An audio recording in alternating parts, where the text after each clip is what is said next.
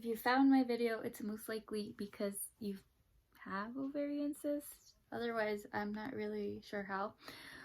So today's story time is about the time I don't know, I don't think you could say that was diagnosed with ovarian cysts, but had an emergency systemectomy. Girl, I can't with that. Anyways, I was in college full-time and I worked full-time. So I was drinking, I'm not sure what's the correlation to this, but I was drinking a lot of Monsters, coffee, Red Bulls, anything that would keep me awake.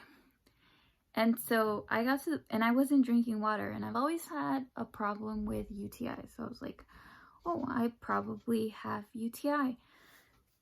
Because I was having really bad lower back pain.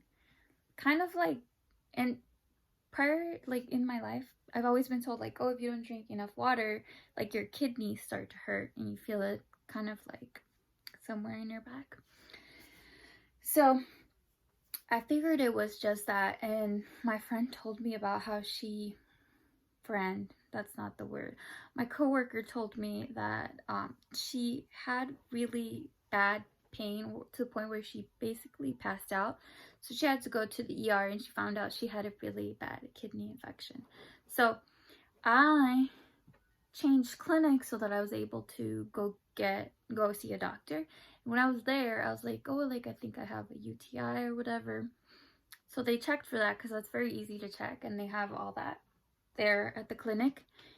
And she's like, yeah, it came back that you have a UTI.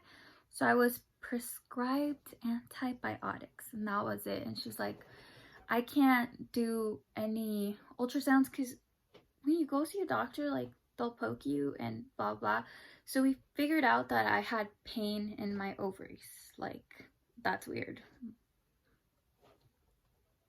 Okay, so I asked like, oh, like, can you think of anything that it might be? Which I understand she couldn't answer, but I feel like if I had a patient who had been complaining about severe pain for months, I wouldn't feel comfortable like letting them leave. Like, you have Medi-Cal, go to the ER, you'll be able to get an ultrasound there. Like, it's not the perfect scenario, but you could do that. So she just let me walk out of there with some antibiotics, and at the time I was having a really hard time working, lifting things, standing up. It was like this whole thing, and I was like, it's because I have depression, it's because I don't sleep, it's because I'm overworked, all that. It got to a point where one night I was like, okay, I'm going to the ER.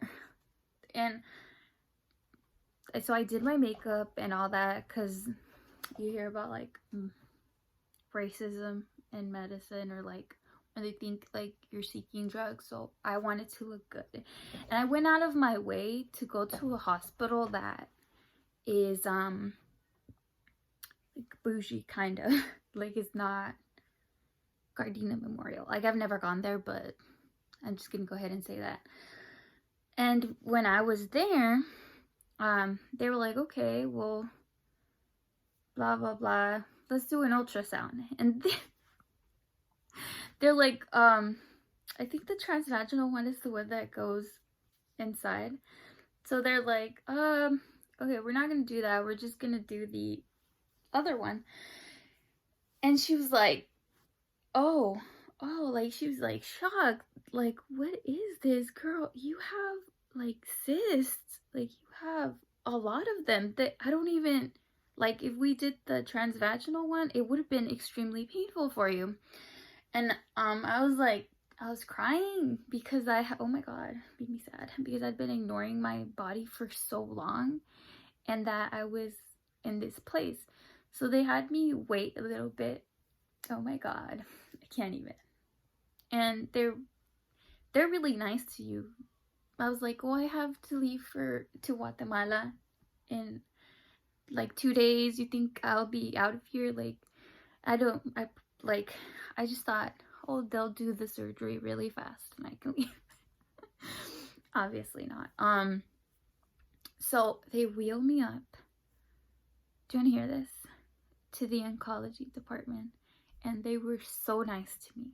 And it was starting to freak me out because at one point, like, my pain became unbearable. And they told me that there was a possibility that I had cancer because they had found 3 masses. Like, one that was about 7 centimeters, one that was like 6, and the other one was like 5. And I had to wait there like a couple days in order to get surgery. They even let my nephew up, who was a toddler. He was 3, like, so that was really scary for me. I'm like, they don't do this. They have kids wait in the waiting room back when you could wait in waiting rooms. So I had to have a bilateral cystectomy. I can't pronounce it. I'm not a doctor.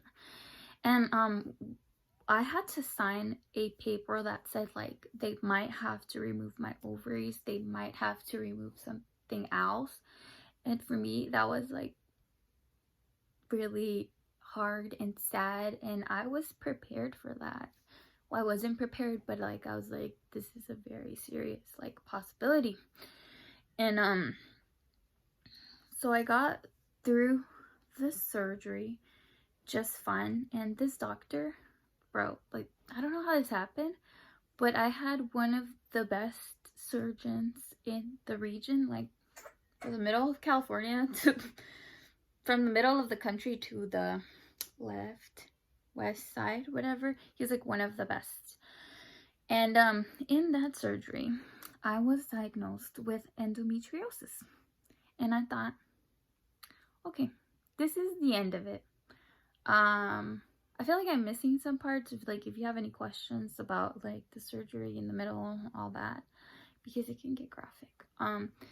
So because I had no real primary care doctor, so they gave me 3 months of birth control, and it took me a really long time to get that because the one he prescribed wasn't easy to find, so I had to go to a couple of there's something there, a couple of pharmacies, and like force them to give me a 3-month supply so I could go on my trip.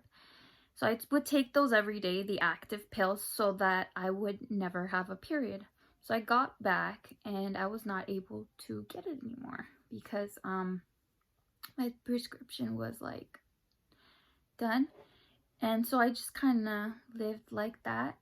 And it was like almost a year later, I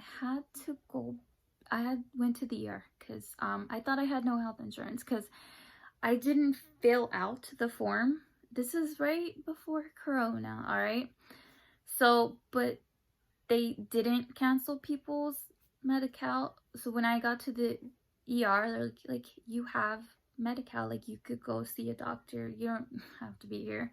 So they found another ovarian cyst, and I was like, okay, good. They'll just take it out. And that's not true. The only reason why they removed the first ones was because there was so many of them and there was no possibility of them shrinking. And I was very young and it was very kind of weird and abnormal. So they kind of just let you live with ovarian cysts. I went back, I got on birth control, and that kind of seemed to help. But like, let's say if you have ovarian cyst pain, they will not prescribe shit to you. I went there and I got Tylenol 3 once. That was it. And I remember, like, I've never, like, I can just accept things with dignity. But when they told me, like, oh, you could get ibuprofen 600, I was like, bitch, I'm dying. It's just like, okay, we could do 800. I hate you. So, thankfully, they shrink. It shrinked. There was only one. And, it's still here, though. Like, I can still feel it. This is a year later. Yeah. So, but, life with endometriosis, brand new kind of hell. If you want to hear about it, let me know. So this is it for today's video. Hopefully, like, it wasn't too weird.